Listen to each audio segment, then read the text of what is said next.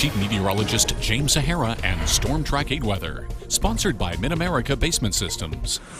Zoo animals sure love the snow. The polar bears, the seals, even an elephant frolicked around in some fresh snowfall. This was not a PR stunt. These guys were actually caught on camera during an off day at the Oregon Zoo in Portland. That polar bear thinks he's at the North Pole. I think so too. Yeah, they got hit by some big time snow. Some of the Cascades out there got upwards of 10 feet. Wow. 10 feet of snow. And this is the same system that will provide us with a little bit of some, well, I guess in a grab bag of weather as we had the later half of the weekend. Cornucopia. Cornucopia. Thank you, There's Jim. that amoeba again. Yeah, weather amoeba. How to get rid of the weather amoeba? I don't know. I just can't. I don't know what to do. Just put my head right there and it's just fine, right? Yeah. Right now I got temperatures in the 20s, even some upper teens already. And keep in mind, folks, come tomorrow, these are likely going to be our daytime highs in many of our hometowns come tomorrow, okay? So more of that cold will continue on. Wind chills are pretty cold too, especially just north of the Quad Cities where we're already seeing those readings in the single digits. And as we go through the overnight hours into tomorrow morning, looking pretty good. In fact, overriding 0 in the Quad Cities, just below 0 in areas to our north. Galena could be as cold as -9 on the wind chill. But it stays dry out there. Some broken clouds about. In fact, these broken clouds are coming from the weather system that is way out to the west. Right now, making its way into California. And this will be the weather system going into the weekend that will spread the moisture northward, Gulf moisture northward, and run over, or overrun, take your choice, the cold air that is already at the surface. And you can see it covers many areas around the Midwest, and with that overrunning, you're going to get some ice development, some ice accumulations. Already we have not only winter storm watches out, but ice storm warnings as well. I can't say this enough. Boy, portions of Kansas, much of Missouri is going to be seeing ice accumulating maybe as high as 3/4 of an inch.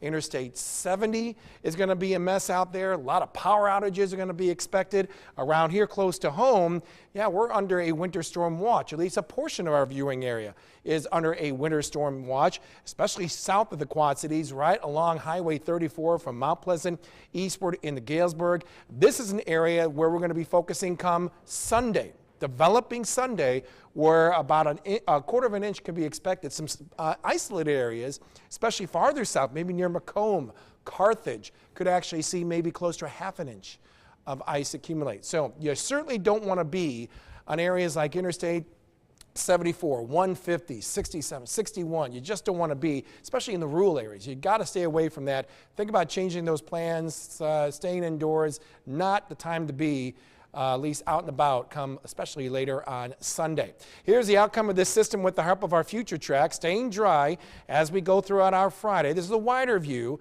By the time we get to about the wee hours of the morning on Saturday, and all depends on the temperature, folks. Not only could we be kind of being brushed by a little bit of some freezing drizzle or light rain, but maybe a little bit of some snow to go with it as well. But that will be a brief event because as we go through the rest of our Saturday, all is looking dry.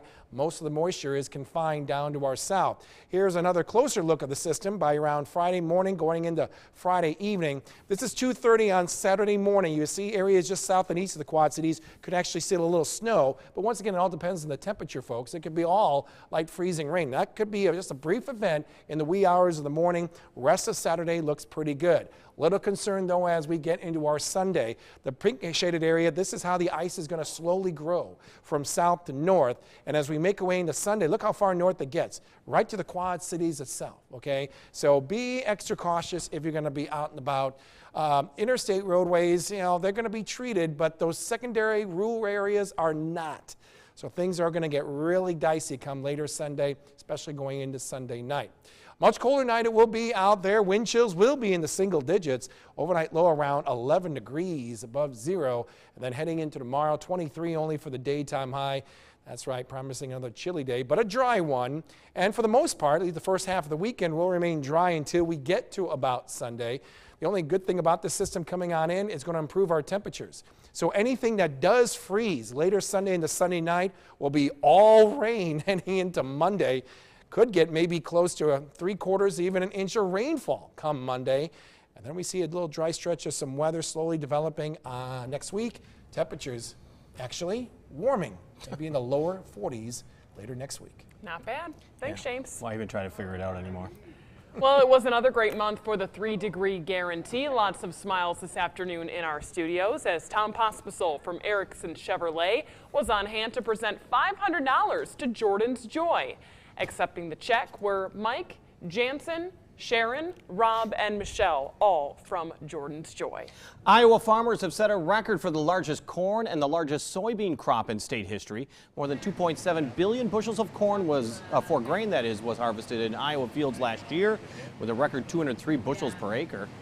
Iowa has led the nation's corn production for each of the last 23 years. Illinois corn production was down slightly from last year. Iowa also set a record soybean crop in 2015. The 572 million bushels produced is 3% more than the year before. Farmers also produced more per acre than ever before. The Illinois crop is 3% larger than the year before, with farmers also setting a new record of 59 bushels of soybean per acre. Just ahead in sports, sibling rivalry taken to a whole new level on the Western Big Six gridiron. Hear about the newest wrinkle in the old UT Moline rivalry coming up next at News 8 Sports.